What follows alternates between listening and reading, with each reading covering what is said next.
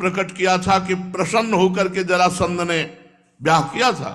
जब महापराक्रमी कंस मारा गया और वो बिटिया पहुंच गई पिता के पास, रोज जरासंध महाबली। मगधराज जरासंध अपनी विधवा पुत्रियों को देख करके बड़ा पश्चाताप हुआ, बड़ा शोक हुआ, तिलमिला उठा। उसने कहा मैं प्रण करता हूं एक भी यदुवंशी इस पृथ्वी में नहीं रहने दूंगा। और था ऐसा महाबली।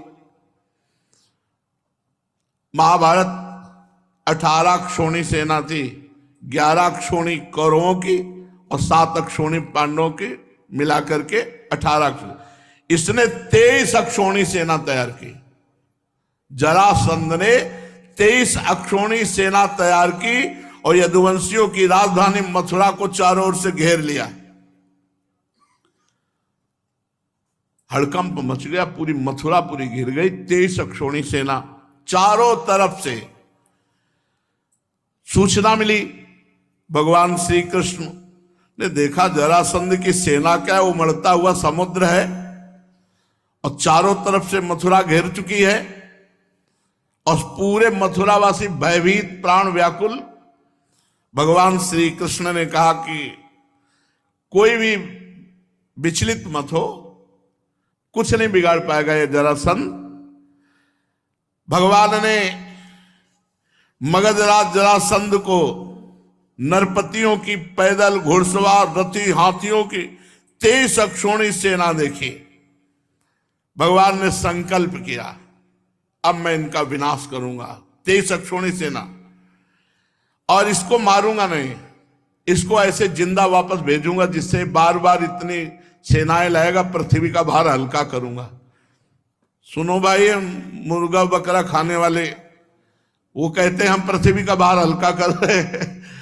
हाँ, इनका अवतार हुआ पृथ्वी का भार हल्का करने के लिए। कहते अगर हम खाएंगे नहीं तो ये जीव बहुत बढ़ जाएंगे।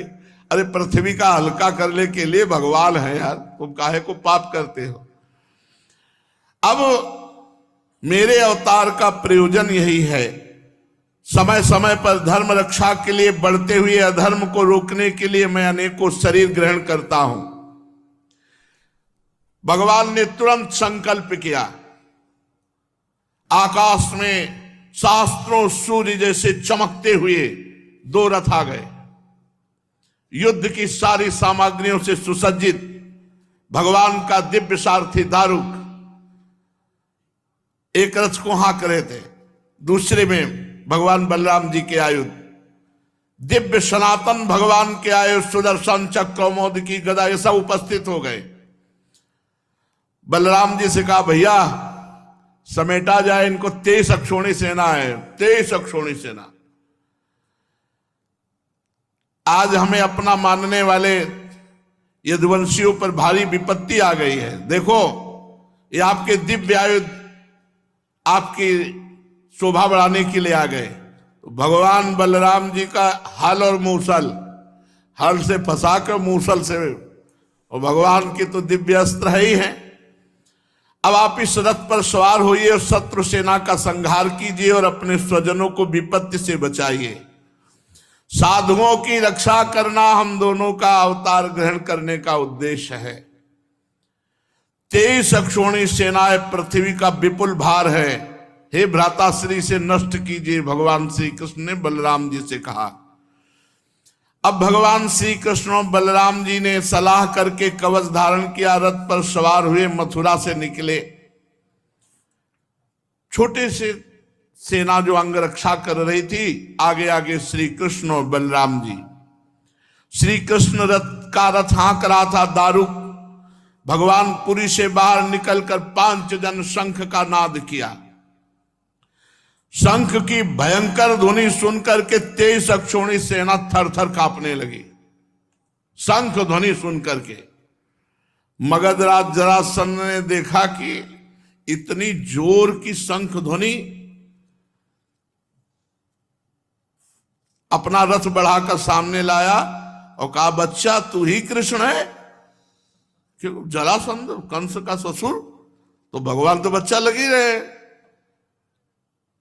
11 वर्ष में यहां से पधारे तो कुछ वर्ष गुरुकुल सेवन किए होंगे। क्या रहते तो 9 किशोर, ये कोई दाढ़ी मुझ थोड़ी आ जाती है। भगवान सदैव 9 किशोर रहते हैं। तो कह रहा है बच्चा तू ही कृष्ण है? अरे पुरुषाधम, तूने हमारे दामाद कंस को मारा। भगवान तो कोमल भुजा ऐसे दिखाई दे रहे। अरे तू तो निरा बच्चा है और कंस को मार डाला। बड़ा उसको आश्चर्य हो रहा है कि ये बच्चा कैसे कंस को मार डाला। और ये नहीं सोच रहे कि जब निरा बच्चा थे 6 दिन के, तब पूतला को मार दिया था।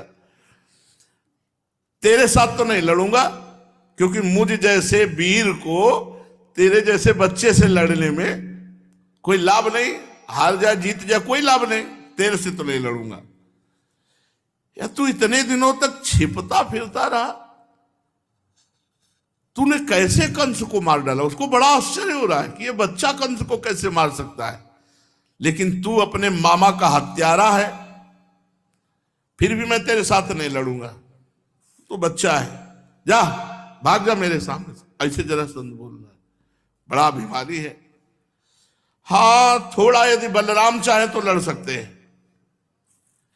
बलराम तुम्हारी श्रद्धा है मर करके स्वर्ग जाने की। अगर थोड़ी भी हिम्मत हो तो हिम्मत बांध करके मुझसे जैसे चाहे तैसे लड़ ले। और ये नहीं समझ रहे कि पूरा अनंत ब्रह्मांड इन्हीं के फड़ पे है। शेषावतार भगवान बलराम जी, मैं अभी अपने बाणों से छिन्न भिन्न करके तुझे स्वर्ग पहुंचा देता हूं। भगवान श्री कृष्ण ने कहा मगधराज तुम सूरवीर हो। सूरवीर तो ऐसे नहीं होते। सूरवीर तो युद्ध करते हैं, डींग नहीं हाँकते। तुम अपने बौलर और परुष का तो बहुत बड़ा घमंड रखते हो। चाहूं तो तेरी अभी मृत्यु कर सकता हूं, लेकिन मारूंगा नहीं तुझे। भगवान श्री कृष्ण ने कहा तू ऐसे बक रहा है जैसे मरने वाला सन्निपात में बकता है। बक ले। हमारे जैसे वीर तेरे जैसे डींग हाँकने वालों की बात नहीं सुनते। परीक्षित, जैसे वायु बादलों से सूर्य को और धुएं आग को ढक लेती है, ऐसे ही भगवान श्री कृष्ण को चारों तरफ से मगधराज की सेना ने घेर लिया और बाणों की वर्षा कर दी चारों तरफ से। यहां तक कि भगवान का रथ सारथी कुछ नहीं दिखाई दे रहा, अंधाधुंध चारों तरफ से बाण चल रहे। अब जो अटारियों पर चढ़े हुए मथुरावासी देख रहे, सब हाहाकार मच गया कि अभी तो प्रारंभ ही हुआ युद्ध। भगवान का, बलराम जी का और श्री कृष्ण का सब रथ और सब ढक गया बाणों से। भगवान श्री कृष्णचंद्र जी की गरुण चिन्हित ध्वजा और बलराम जी की ताल चिन्हित ध्वजा, ये सब ढक गई। तो मथुरावासी तो सोचे अब तो मार ही डालेंगे हम सबको, क्योंकि जब वहां ये हालत है तो यहां तो। लेकिन ये एक क्षण के लिए ऐसा हुआ। भगवान श्री कृष्णचंद्र ने देखा कि सूरवीर हैं ये भाई, बड़े बड़े लड़ाकू हैं। जैसे पानी की बूंदें बरसती हैं ऐसे बाण वर्षा भगवान के ऊपर हो रही थी। भगवान ने अपने सारंग धनुष का प्रत्यंचा चढ़ाया, अद्वितीय अजेय। ये सारंग धनुष ऐसा है, अद्वितीय अजेय। सारंग धनुष की टंकार करके जे ही एक बाण चढ़ाया, बस जे ही एक बाण चढ़ा के छोड़ा तो अनंत बाण रूप धारण करके सब बाणों को काट करके सैनिकों का संहार करने लगे। ये भगवान के धनुष और बाण का चमत्कार। झुंड के झुंड उसी से बाण निकलने लगे और सब जितने बाण थे सब बाणों को काट करके और जितने सैनिक थे सबको काटने लगे। भगवान बड़ी फुर्ती से अलाप चक्र की तरह घूमकर चारों तरफ बाण संधान। हाथी, घोड़े, रथ, पैदल, चतुरंगनी सेना का संहार होने लगा। भगवान के बाणों से हाथियों के सर कट गए और मरकर गिरने लगे। बाणों की बौछार से घोड़े, मनुष्य, जो सबको। पैदल सेना की बाहें, जांग, सिर अलग अलग कटकर गिरने लगे। अमित तेजस्वी भगवान बलराम जी ने हल और मूसल संभाला। हजार हजार 10-10 हजार ऐसे हल में फंसा को एक ही मूसल में राधे श्याम कर देते। अब भगवान बलराम जी का बल, अरे पूरी पृथ्वी ब्रह्मांडों को सरसों की दाने की तरह अपने फण में धारण किए हुए है। बड़े बड़े दिग्गज बलशाली हाथियों को मूसलों की मार से सब नष्ट कर दिया। अब वहां भयानक पहाड़ लग गए। 23 अक्षोणी सेना, जरासंध की वो सेना समुद्र के समान दुर्गम भयावह बड़ी कठिनाई से जीतने योग्य थी। थोड़े ही समय में भगवान श्री कृष्ण उधर छोड़ दिया सुदर्शन चक्र, साफ करता चला जा रहा है गर्दने, चाहे हाथी हो, चाहे घोड़ा हो, चाहे मनुष्य हो। कुछ ही समय में 23 अक्षोणी सेना का विनाश कर दिया। सारे जगत के स्वामी भगवान श्री कृष्ण के लिए तो खिलवाड़ है, वो संकल्प करे तो अनंत ब्रह्मांड एक सेकंड में नष्ट हो जाए। खेल खेल में तीनों लोकों की उत्पत्ति, स्थिति और संहार करने वाले प्रभु हैं, उनके लिए कोई बड़ी बात है? शत्रुओं की सेना का बात की बात में सत्यानाश कर दिया। जब जरासंध की सारी सेना मारी गई, रथ टूट गया, पैदल उतर के खड़ा हो गया, शरीर में केवल प्राण बाकी रहे, बलराम जी के हल में फंसा हुआ। बलराम जी ने मूसल संभाला, भगवान श्री कृष्ण का मारना नहीं, इसे छोड़ दो। जरासंध ने पहले विपक्षी नरपतियों का बहुतों का वध किया है, परंतु बलराम जी की पकड़ में आने के बाद वो हिम्मत नहीं थी कि छुड़ा सके। भगवान श्री कृष्ण ने इशारा किया, मारना नहीं भैया, इसे जाने दो, क्योंकि ये फिर सेना इकट्ठी करके लाएगा, तो हमें जा जाके पृथ्वी का भार जो उतारना पड़ेगा ये मथुरापुरी में उतारते रहेंगे, इसको छोड़ दो। बड़े बड़े सूरवीर जरासंध का सम्मान करते थे।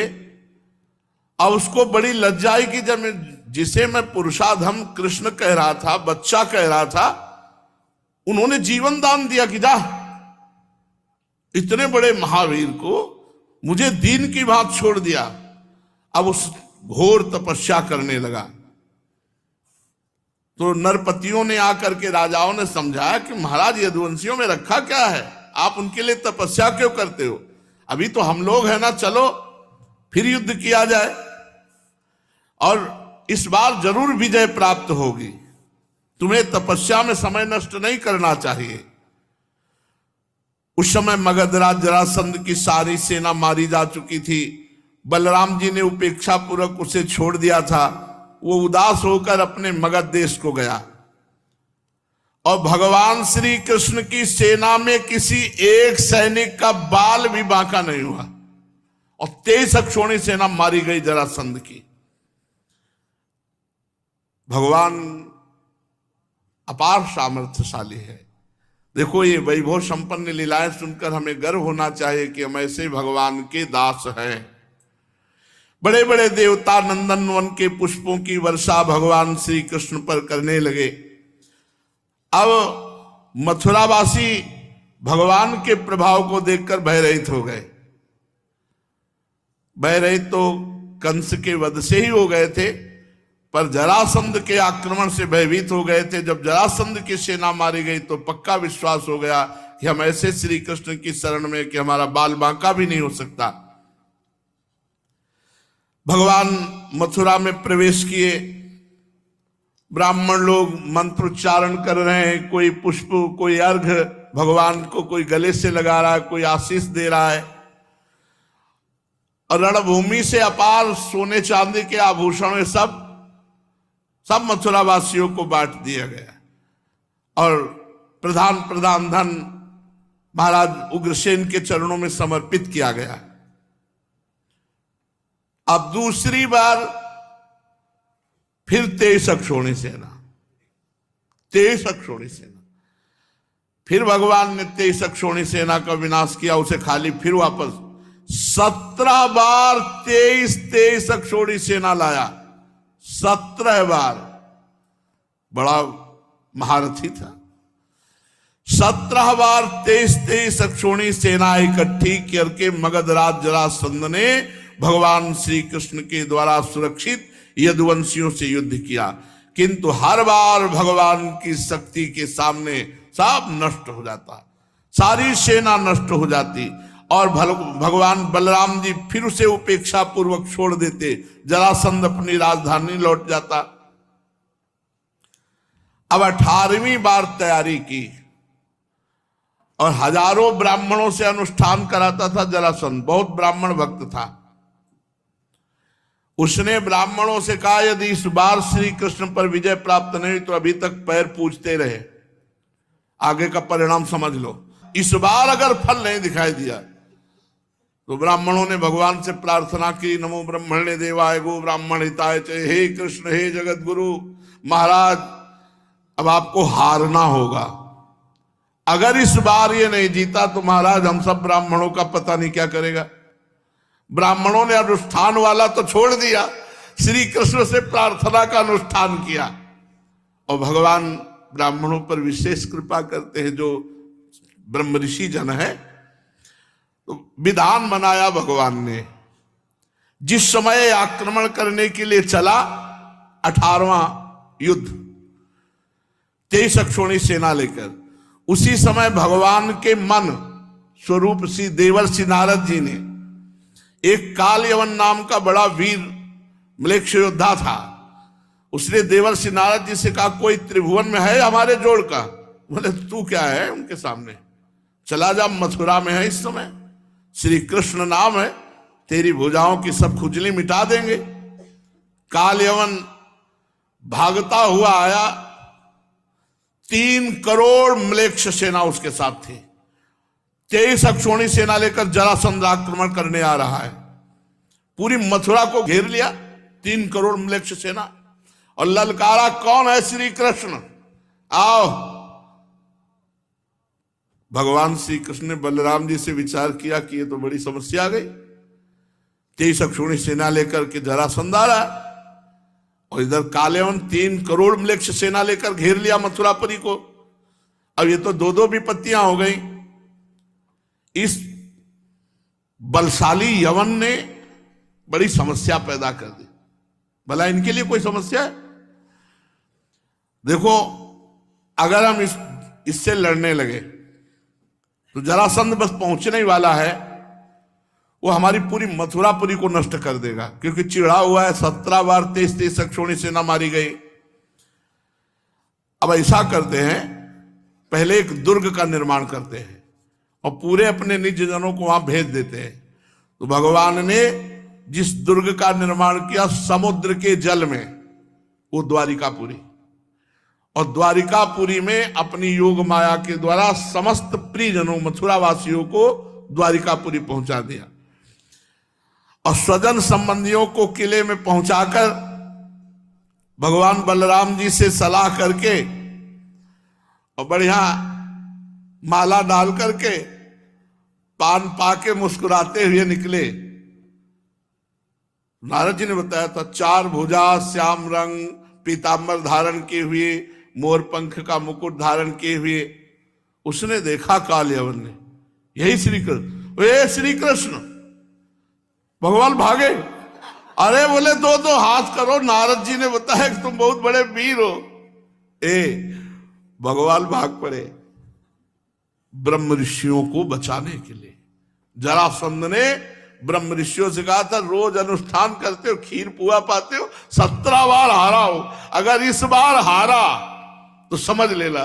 तो ये अनुष्ठान देखो, भगवान अपने भक्त के लिए, इनके लिए यवन को और जरासंध को मारना कोई खिलवाड़ इनके लिए क्या है? केवल सोच भ्रगुटी विलास सृष्टि लय हुई, भगवान भाग चले। तो एक भगवान का नाम हुआ रणछोर। रणछोर भगवान की जय।